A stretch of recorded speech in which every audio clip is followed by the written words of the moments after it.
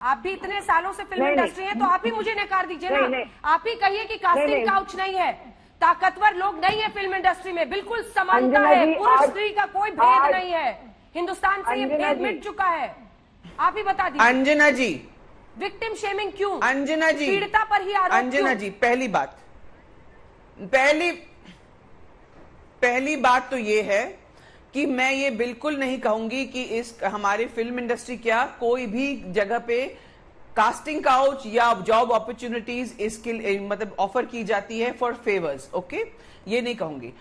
दूसरी बात मैं ये कहूंगी कि मैंने अपनी जिंदगी में यह तय किया कि मैं किसी भी कीमत पे एक्ट्रेस नहीं बनना चाहती हूं। मैं एक्ट्रेस बनूंगी लेकिन मैं अपने टर्म पे बनूंगी। तो हो सकता है इसीलिए मैं कैरेक्टर एक्ट्रेस तक सीमित रह गया, जो भी है मैं खुश हूं उससे।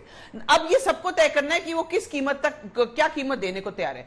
अब रहा सवाल रूपा जी ने जो कीमत मांगी थी, क्या आपका निजी अनुभव क्या ऐसा रहा? एक मिनट कुनिका जी, क्या निजी अनुभव आपका ऐसा रहा जहां पर आपको भी मेरे साथ चौराहे पर आप पहुंची, उस चौराहे पर पहुंची?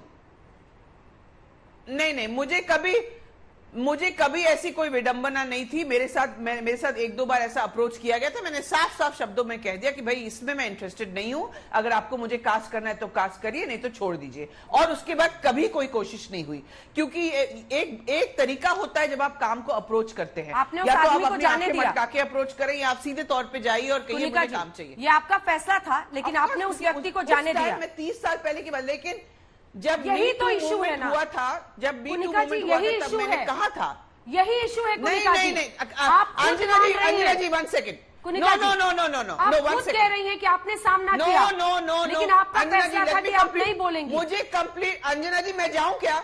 मैं जाऊं? आप मेरी बात को कंप्लीट नहीं करने दे रहे। मैं आप ही से बात कर रही हूँ, मेरी बात सुनिए। टोक कर कहीं और नहीं जा रही। मैं रिस्पेक्ट करती हूँ, मैं रूपा जी को बहुत रिस्पेक्ट करती हूँ, और I am so happy that she agreed. मेरे काफी पॉइंट से वो अग्री करती है।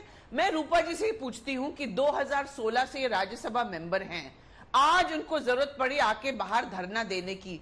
2016 से हम लोग इतने सारे, हम जो विमेन एम्पावरमेंट के लिए काम करते हैं, जो सेक्सुअल वायलेंस के खिलाफ हम लोग काम करते हैं, इतनी सारे चीजें हैं जो वो कर सकती हैं, या वो पार्लियामेंट में, राज्यसभा में वो प्रपोज कर सकती थी, वो क्यों नहीं करती है? आज भी लड़कियों का रेप हो रहा है, आज भी वो एटमॉस्फेयर नहीं है कि लड़कियां एक समान एटमॉस्फेयर में काम करें।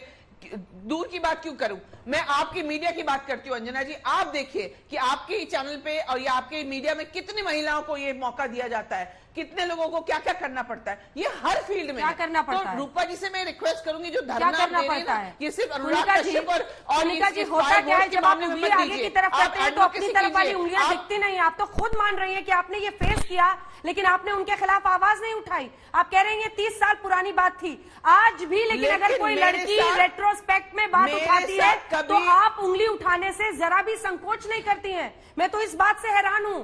शेफाली वैद्य, मैं आपको बहस में लाना चाहती हूँ, क्योंकि मैंने उस वक्त, और आप कह रही हैं आप सेक्सुअल हरासमेंट के अगेंस्ट काम करती हैं। इन्फॉर्म्ड और एम्पावर्ड डिसीजन लिया, और मैंने ये तय किया कि मैं ये नहीं करूंगी। लेकिन उस इन्फॉर्म्ड और एम्पावर्ड डिसीजन में ये निहित था कि आपने उस व्यक्ति को जाने दिया, उसे उसके किए की सजा नहीं मिली, उसके खिलाफ कोई कार्रवाई नहीं होने की वजह से उसका मन बढ़ा, उसे लगा वो आज किसी और के साथ कर रहा है, कल किसी और के साथ कर सकता है। वक्त पे रोका नहीं।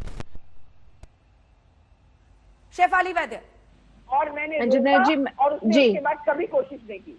शेफाली वैद्य, अंजना जी, मेरे बस 3 मुद्दे हैं। मुद्दा ये नहीं है कि ये आइडियोलॉजी की लड़ाई है, मुद्दा ये है कि एक लड़की कह रही है कि एक डायरेक्टर ने उसकी पोजीशन का नाजायज फायदा उठा के उस पे अपने आप को थोपा, उसके यौन शोषण करने की कोशिश की। अब वो आरोप सही है या गलत है, वो आज पुलिस कंप्लेंट कर रही है, तो पुलिस तहकीकात के बाद पता चलेगा वो सही है या गलत है। मैं नहीं जानती, लेकिन मैं इतना जानती हूँ कि अगर कोई औरत ऐसा आरोप करती है तो उसको गंभीरता से ले लेना चाहिए और उसकी जांच होनी चाहिए।